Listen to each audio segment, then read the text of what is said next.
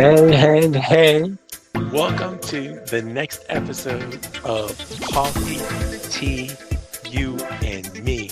Right off the bat, I got to remind you all that if you haven't had the opportunity to subscribe, to share, to give me some thumbs up, wherever you watch it, this is the time now. As you're logging on, as we're getting everybody together, hey, go ahead and refrain from keeping us a secret. Make sure that you tell your friends, your family, everybody about this wonderful program that's built around entrepreneurs for entrepreneurs.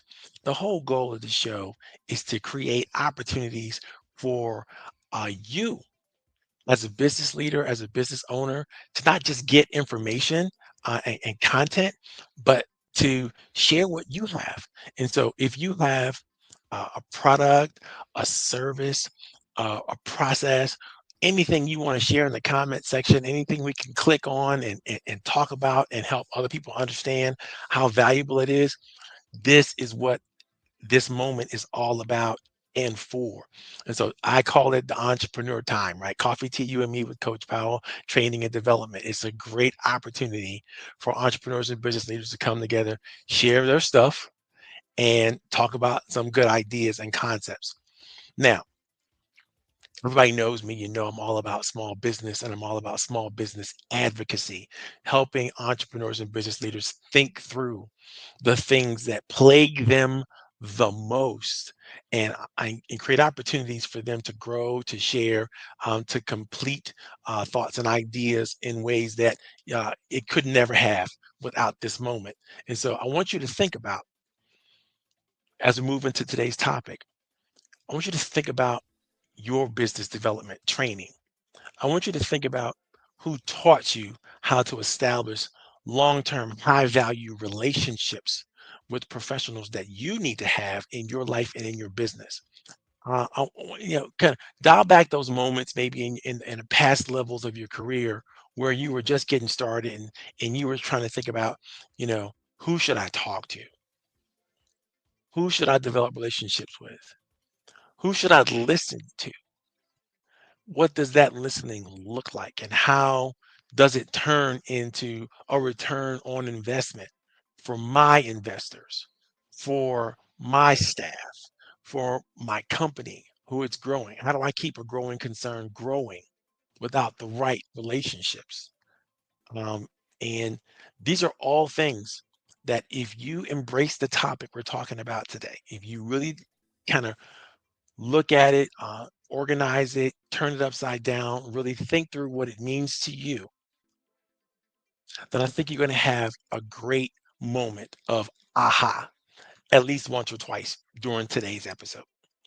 Today's episode is all about business development, the skills you need, the opportunities you have, and most importantly, the mindset that you simply must embrace to be good at it.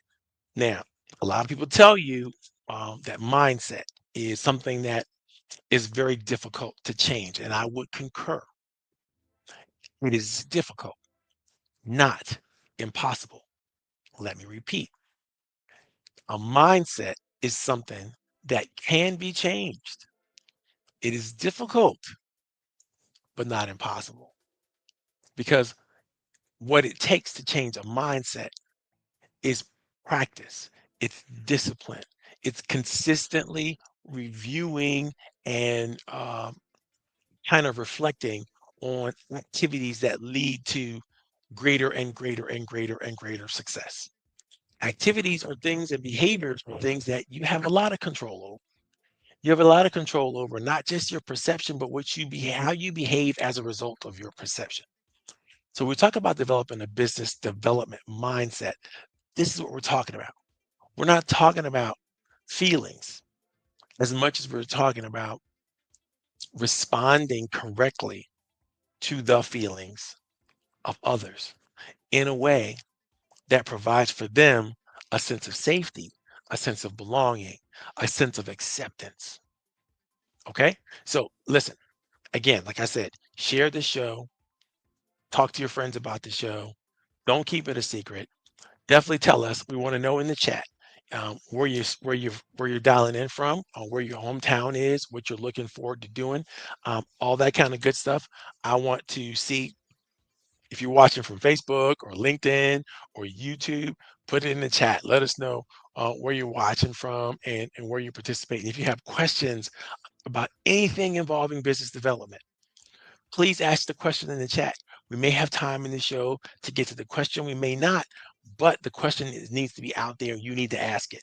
You never know who might chime in, a friend or associate or somebody that you might know through one of your social networks might come through with an answer to a burning question that you need to have. So let's give us an opportunity to just expand our minds, to grow together, and to learn everything we need to learn about the mindset of business development. Before we get into the show today, I want to make sure I let you guys understand that the new Leverage Up is up, is ready, it's live, we're ready to go. We're going to be doing this on the 27th of March and the 28th of March. That's next weekend, ladies and gentlemen. And if you are around the Washington metropolitan area, you are definitely going to want to sign up for the big event. You're definitely going to want to come to the Leverage Up conference. It's going to be Friday night. That's going to be a live version. And then on Saturday, we're going to have an all video, I would say hybrid. It's going to be a traditional video conference on Saturday, but we're going to have a live episode opportunity for the VIPs and those who want to meet the VIPs to come together on Friday evening at Mulligan's Lounge here in Penderbrook, which is in Fairfax, Virginia. And so if you know somebody who wants to come and visit the Penderbrook Golf Club and Mulligan's Lounge and hang out, have some good food, talk, chit chat, get to know the VIPs that are going to be speaking all day on Saturday about everything you need to leverage and create more leverage in your professional and business life. This is super important because it's not just about financial leverage. It's about time, talent, as well as treasure. What do I mean by that? It's about leveraging your time, making sure you understand how to use your time and the time of others most effectively. It's about leveraging your talent, your gifts. Where you shine better than most people around you is an opportunity again for you to leverage and create leverage around that gift and that talent. That feels great. And then, of course, there's your money, right? You do have to look at the resources that you have, whether they be actual financial assets or other types of assets that you can leverage to create more opportunities for yourself and or for others. This is what the Leverage Up experience is all about. People who get the process and understand what we're going for in the Leverage Up community, in the Leverage Up world, tend to do exceptionally well. Come through. The link is here, right here in front of you. It's in the chat, whether you are looking at LinkedIn or Facebook or um, a, YouTube. You can find the link to the event. The tickets are affordable and not difficult for you to grab and get to. And so definitely, if you come into the live event, you get an automatic free ticket to the Saturday event, which is virtual. But if you just wanted to go to the virtual event on Saturday, that's okay too. All right. So we make it easy for everybody to play, everybody to participate. You're still going to get a chance to meet the VIPs. It just won't be face to face. Right. So it's a great opportunity for you to create more opportunities for yourself, your business, and the people that you work with. Bring your top clients, bring your top prospects, bring your people that your high producers that are in your company, give them a little reward. It's a great way to do accomplish all those things. And if you're interested in finding out more, you can always give me a call. My information is scrolling through the screen right now, so it's very easy for you to get to, very easy for you to participate.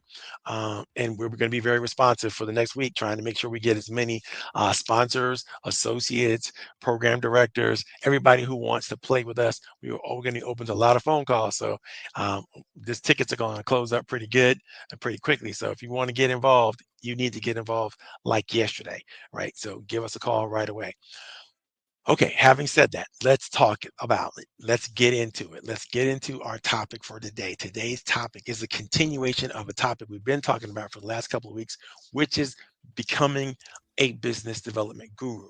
Because before you can become a business development guru, first of all, you have to want all the benefits that come along with becoming a business development guru. You have to understand those benefits. You have to understand what you will be able to be, do, and have that you can't be, do, and have until you become a business development guru. And that we talked all about that in the very first session, right? But one of my favorites, and I want to share a couple of my favorites from that talk, and I'll tell you right off the bat. Um, I like the fact that when you become a business development guru, things become a lot more predictable. You can begin to assess, you know, years and years and years forward, projecting what you might be able to do with your business and how that might affect you personally. If you work on commission, you'll be able to figure out, okay, how much do I need to earn and what do I need to do to make that earning possible? And how much of that can I automate using AI systems or tools or strategies, whatever? And how much of that needs my interactive capability right in the moment? So you get now think about that. Now, once you get to a situation where you can predict, that means you can multiply, right? So you have a very that's a very, very useful benefit to becoming a business development guru. The second benefit that really love to becoming a business development guru is the confidence of knowing that the path that you're on is amazing because you're already receiving the early feedback from high value players that help you understand that you're onto something that's special, that's unique, that's favorable, that's useful in the marketplace. And this is why you want to establish yourself as a business development guru, even if you are in a productive capacity, meaning you're administrative, you're operational, but you're not necessarily client facing.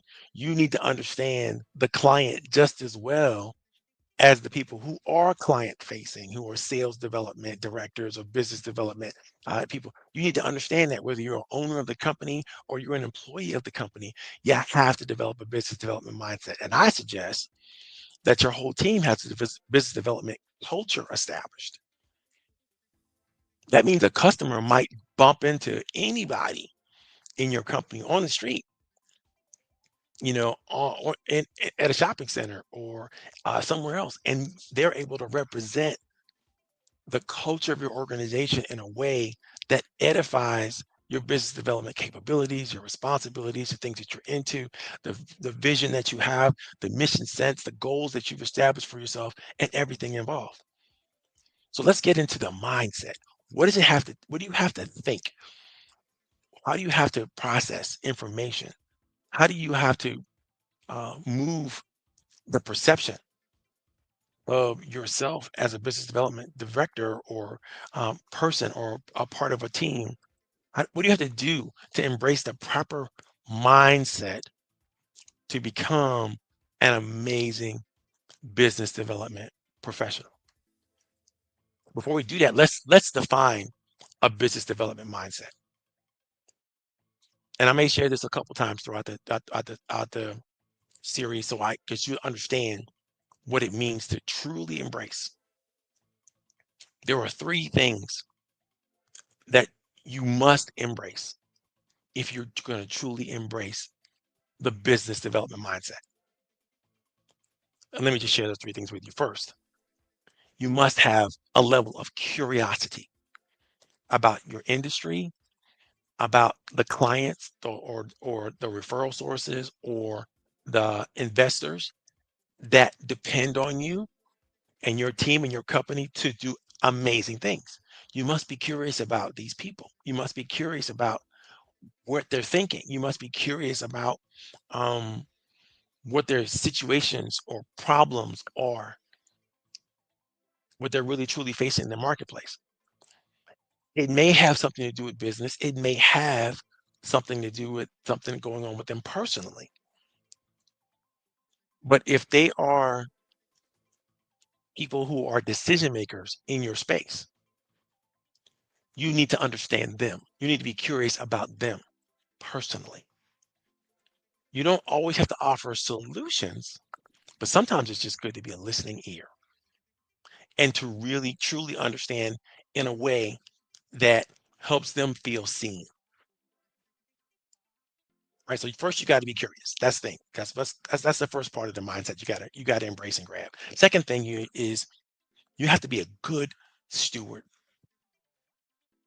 of the information that you receive from your clients, from your investors, from any stakeholders or referral sources, such that people feel good about sharing information with you.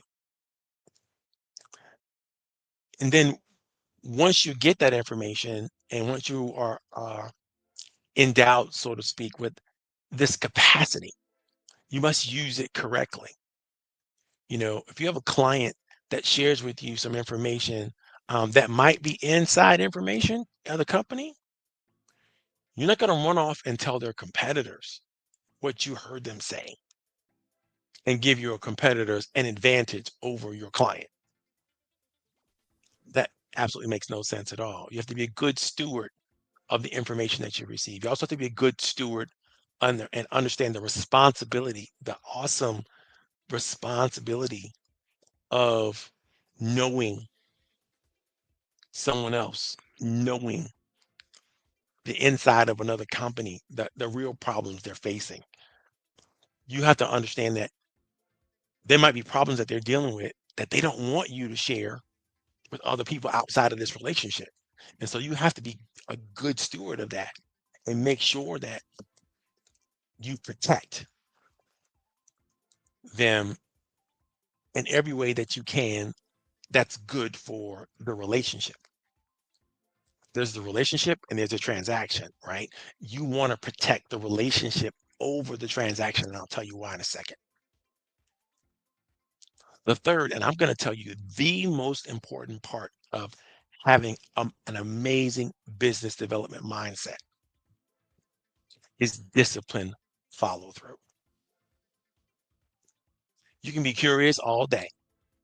You can have great stewardship of how you receive and how you deal with information that's received for you. You can be the most responsible person with all of the signed documents that suggest that you're not going to say anything and you're not going to disclose this information, da da da. But if you don't have discipline follow through on the next steps in your relationship with the people that you are developing relationships with, then you're going to find that the relationships kind of fall through the cracks. And let me read this statement to you so you understand. Because this is what all the successful business development people all agree on. The business development mindset is a combination of curiosity, stewardship, and discipline follow through that helps clients trust you, share information with you, and choose you as a partner. It is not selling. It's not persuasion. It's not charisma. A business development mindset is built on these three internal beliefs. And this is, I love the phrases that they've come up with here. So I want you to share them with you. These three internal beliefs. Belief number one, my job is to understand, not to pitch. Curiosity. Number two, every interaction is a chance to learn. Understanding that, again, stewardship.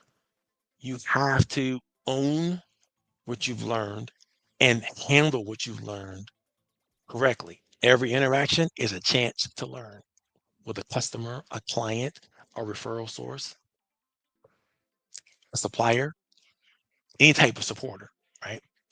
Number three, trust is built through clarity and consistency. I say this again, trust is built through clarity and consistency. The discipline follow through, the setting of the proper expectation, and then maintaining those expectations through your behavior consistently and regularly. These things build trust like nothing else. Okay, so I told you what the BD mindset is. If you have any questions about the BD mindset, feel free to put them in the chat. What is it and what is not? I'm sure you guys have experienced great people in your life and in your talent trajectory has all been there. I see we got a LinkedIn person from Leesburg, Virginia. Thank you for signing in. Definitely put your information in the chat. We'd love to meet you and give you a little big up and all that kind of good stuff. If you're not too afraid or not too shy, we really would appreciate that kind of interaction and involvement. So definitely, let us know who you are, where you're calling in from, and if you have any business concerns or developmental issues, feel free to put them in the chat. We're talking about business development right now. Um, the next area that we want to get into is what the business development mindset is not. Right? We already gave you a great definition of what it is. Now we're going to talk to you about what it is not. Number one, it is not extroversion. There's a myth out there that you got to be an extrovert to be a good business development expert. It's a myth. It's an all out lie, right? And I can understand how people can come to that conclusion, but I'm a business development expert and I teach business development, business development strategies, right? And I'm not an extrovert in any shape or the form of the imagination. I'm an introvert. I like to sit around and create this kind of content and share with people all the time, but I don't want to have a lot of interpersonal interactions and connections. That takes a lot of effort and energy. And if I spend all day in one-to-one conversations with people, it would drive me crazy because I need some time for myself just to let my thoughts sink in and so on and so forth and reflect. That's what makes me better. It's the time spent thinking and reflecting on the actions and activities that I engage in and how I do it with people that helps me to deal with and develop all the things we talked about in the first section, which is developing the proper mindset and the proper insight to what that mindset is, right? Number two, it's not about pressure or manipulation.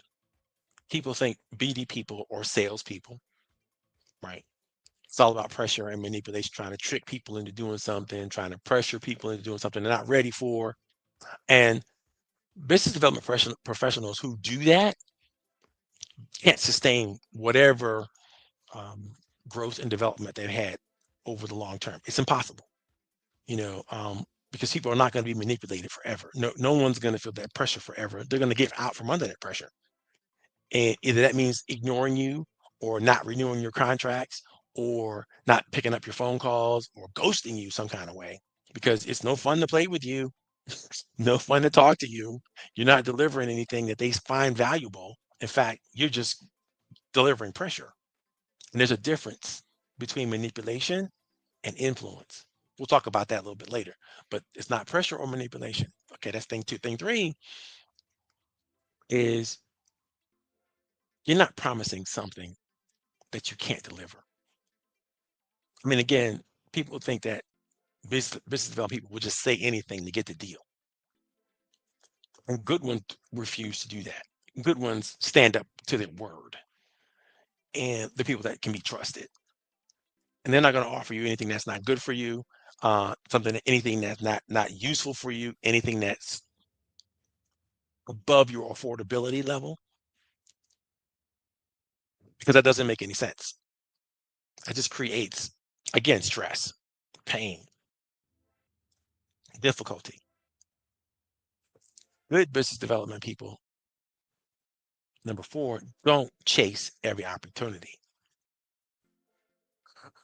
If you try to chase every opportunity, you're going to run around like a dog wagging his tail. Like it could be anything, and anything could get you excited. Anything could get you motivated, moving in the wrong direction, and you could easily be distracted.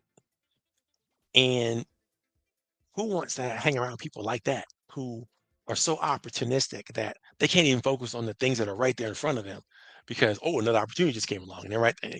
You don't want to be that kind of person, and you don't want to have that kind of internal pressure. You want to be able to focus on the goals for your company. You want to be able to focus on your goals as a person with other people. And you want to be clear and as transparent with the desire to be in relationship with those companies that matter most, with those people that matter most in your business. And last but not least, the business development mindset is not a heroic effort. Now, to the people that you work with, you may actually be a hero. Customers that get to experience you, the investors that get to experience you, the referral sources that get to experience you, whoever you find yourself in relationship with, whether that's back of the office, front of the office, whatever that is, whoever it is, they may see you as a hero, but you're not being a hero. You're just being yourself. I will remind you over all those things that a business development mindset is not. A business development mindset is a system, not a personality. Now, what does that mean? What do I mean by system?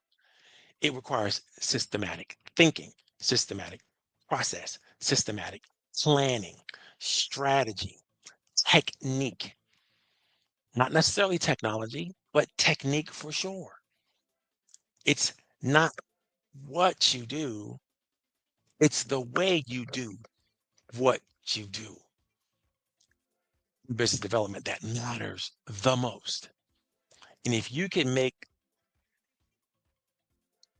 the right things matter to the right people at the right time, it shows a tremendously high level of emotional intelligence.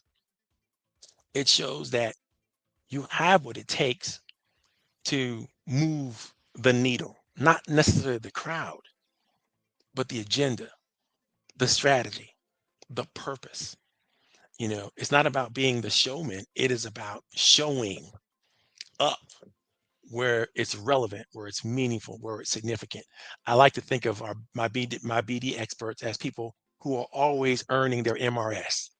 What's MRS? Meaning, relevance, and significance, right? They're doing it all day, every day. That's why I like doing what I do because I get to do it all day, every day. And it's meaningful.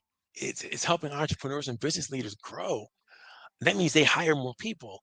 That means they inspire more people. That means they give hope and advantage to people that maybe not have had that anywhere, anytime in their past.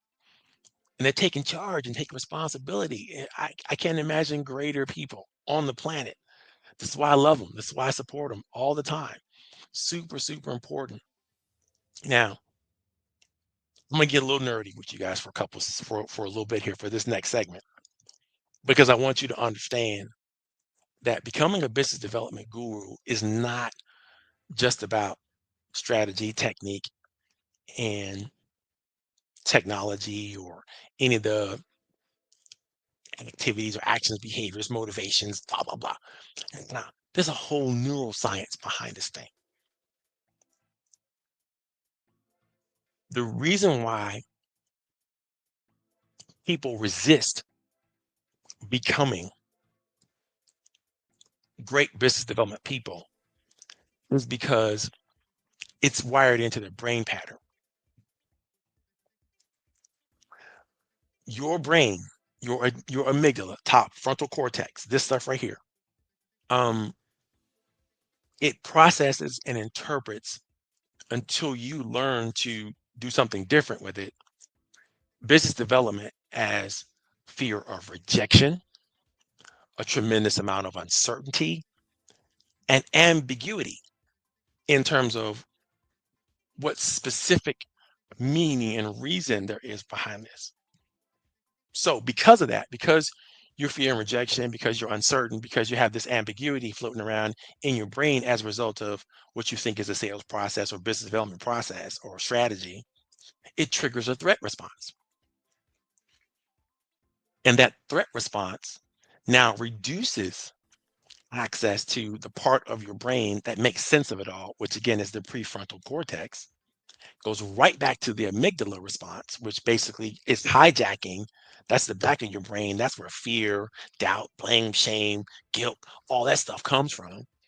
And it makes you feel that way about business development, whether you're on the the receiving end of business development, or you're on the giving end of business development. So the trick for everybody who's a specialist in business development is to first cancel a lot of that noise in their own brain and help others cancel a lot of that noise in their brain. Because the prefrontal cortex, your fronty part of your brain, is where strategic thinking, planning, and framing live. This is where you make the arguments. This is where you tell the stories. This is where you create um, the kinds of language and responses that are needed to build trust, right? But if you continue to avoid becoming a business development expert in whatever field or whatever industry you're coming from or you're in, right, you are strengthening that same neural loop that locks in feelings of danger, avoidance, relief, right? These things are repeating. It's a dangerous loop, right? And it repeats over and over again. You go from danger to avoidance because you have relief because you avoided it, and now you go back to danger again and avoid. Every time you see it, it's going to repeat. Every time you get, your brain is going to trick you into believing that business development is bad, horrible. Raise your hand if you already been experiencing that. I know. Give me an amen in the chat. Do something that let us know that you understand what that feeling is all about. So how do you get over it? How do you move things forward? Well, there's a couple things you got to realize that there's principles that underscore all of this brain activity that I'm going to share with you. 1, 2, 3, 4 core principles, maybe 5. Now, what do we have to know about principles? Principles suggest that if this, then that. And by the way, they're always right. They're always right. The law of gravity is a principle. What goes up will come down. The law of reciprocity is a principle. Givers, in fact, do gain. There's all kinds of principles, and these are not values. Values you choose. Principles exist.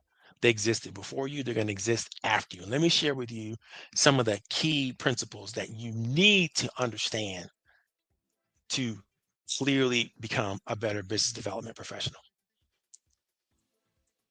Principle number 1, curiosity over pitching. You have to be more curious about what's going on in your world, what's changing in your world, what's becoming more important in this quarter. What would success look like for you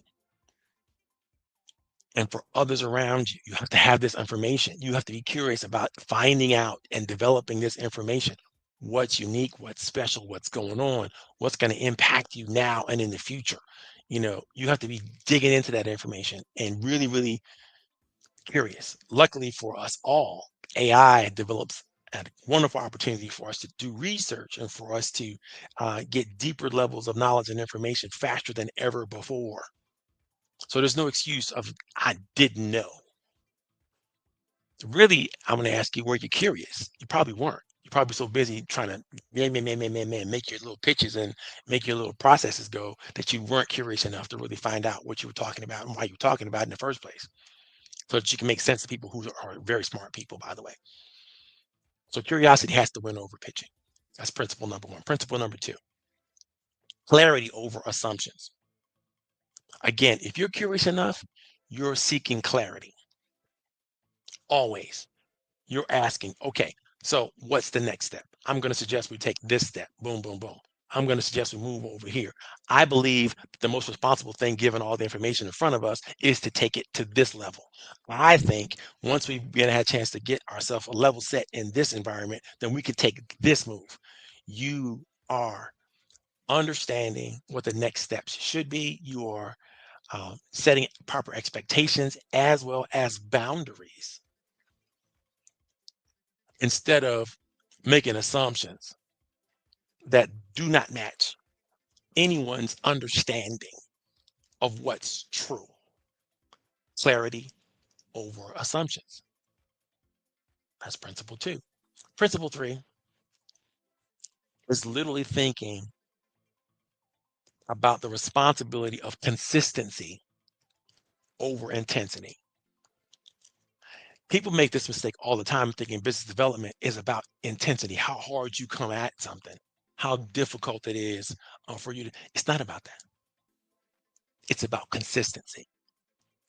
It's about helping people understand that what makes people feel safe is the person who is there consistently, you know, uh, consistent outreach messages, consistent discovery questions, consistency in how you clarify, explain, and then maintain levels of commitment.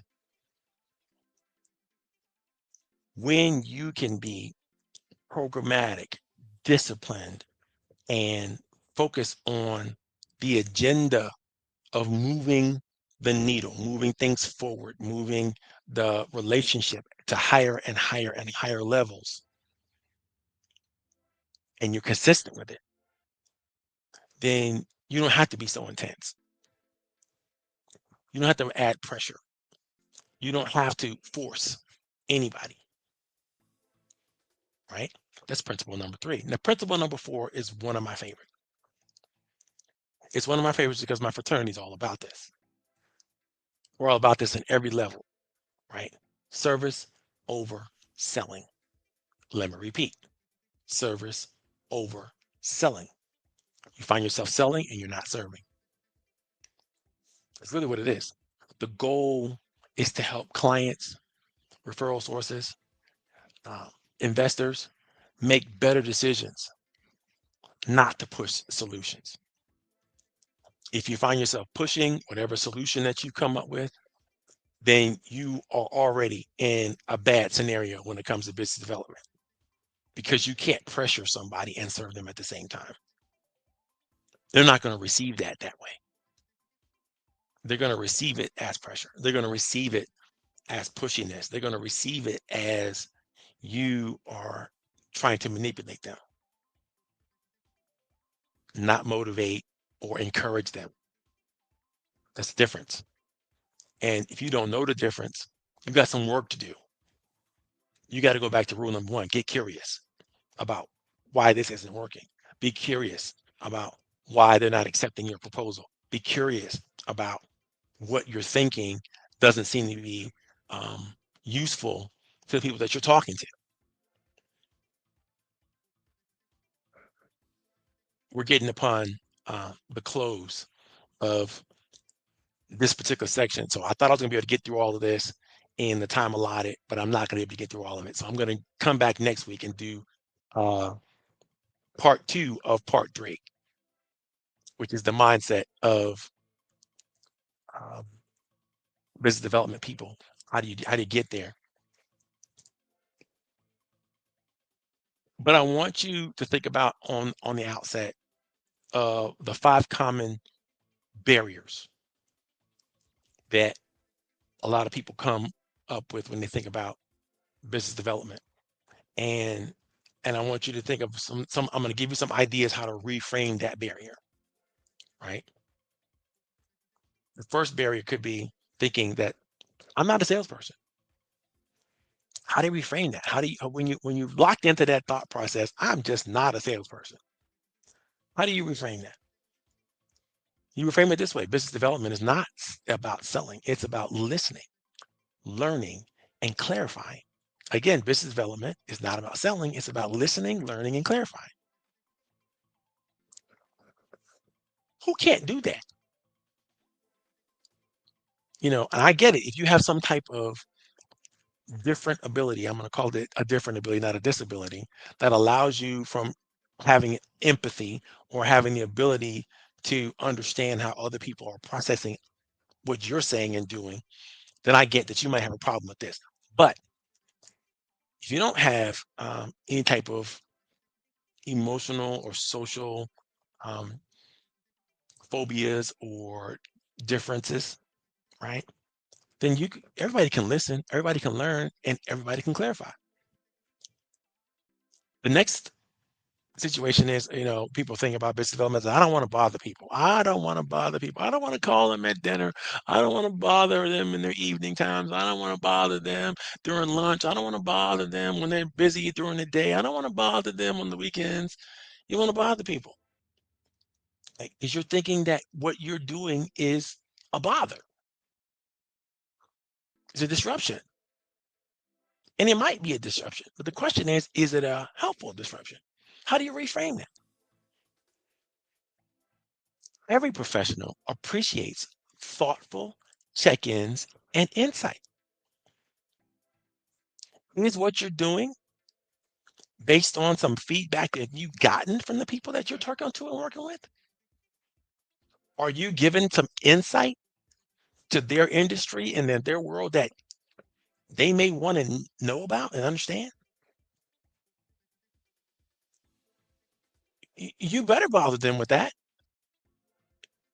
because at some point you're withholding information that's useful to other people because you don't want to bother them. What sense does that make? When they figured out that you didn't tell them something that you knew about all the time, you didn't share it with them. How do you think they're gonna feel? No, you gotta be good. You gotta be interested in sharing your insights, the insights of your company. People appreciate getting that information and learn, and especially if you position them to use it before anybody else can.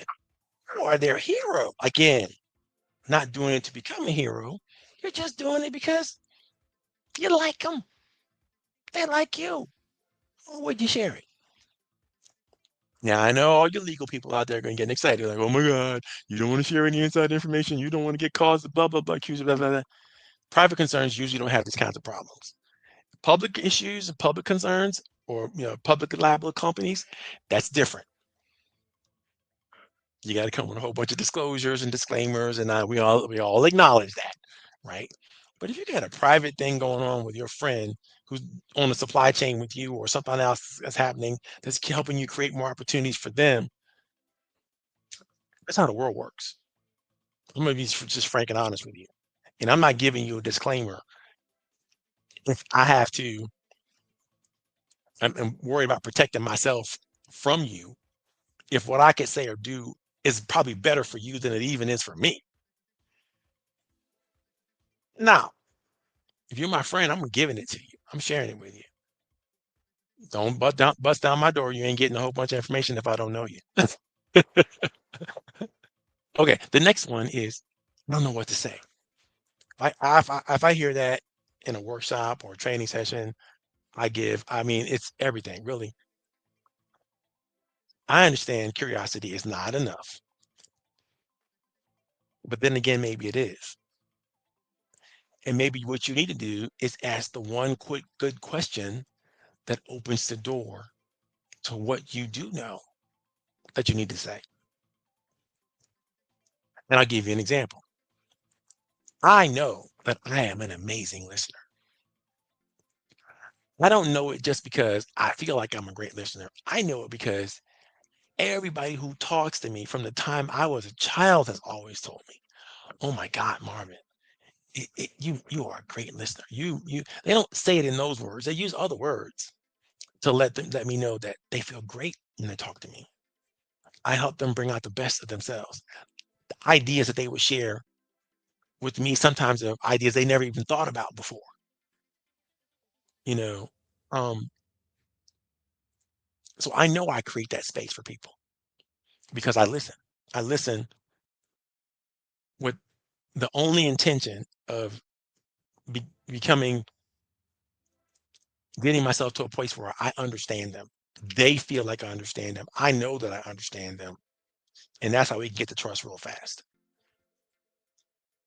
But I always have a question loaded that's going to help me maximize my expertise. One question that I use, I'm going to give you a cheat right now. One of the questions that I may use if I really wanted to earn someone's trust, I would be very specific and I would say, listen, I need to earn enough of your trust for you to introduce me to the board of directors for your organization. What is it that I need to do? What is it that I need to say? What does it need to show you to earn that level of trust with you? I don't just want the introduction. I want your highest endorsement. What do you need to know about me? What do you need to see? What do you need to hear? Now that's the magic question. Because what does it say? Because I'm willing to do the work. It says I'm willing and I want you to help me. I think you can help me. I want you to help me. And I think you're special enough for me to work hard enough to earn your help. Now, people want to put their own fear hat on, their own guilt, blame, shame thing going on in their own head because they don't really like the leader. They don't really the board of director, and they don't really want to make the introduction. But it's not about them. It's about you. Why it's important to you and why you're important to them.